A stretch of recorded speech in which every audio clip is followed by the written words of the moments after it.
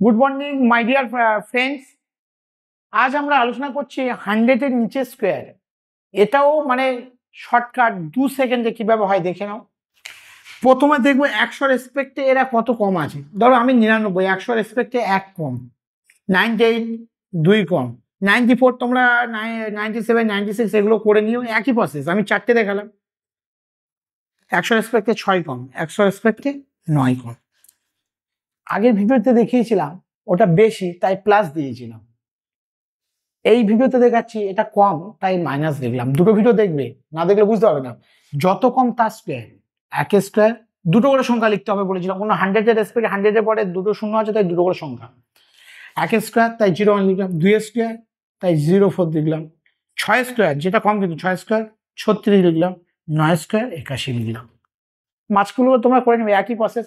এগুলো এই দুটো শূন্য দিলাম কারণ দুটো সংখ্যা নেই বলে শূন্য দিলাম, কিন্তু এগুলো দুটো হয়ে গেছে আর শূন্য দিলাম না। এবার নর্মালি বিয়োগ, 99 থেকে 1 বিয়োগ করলে 98, 98। 98 থেকে 2 বিয়োগ করলে 96, 96। 94 থেকে 6 যদি বিয়োগ করি 88। আর 99 থেকে 9 বিয়োগ করলে 82। কত ইজি প্রসেস। Thank you.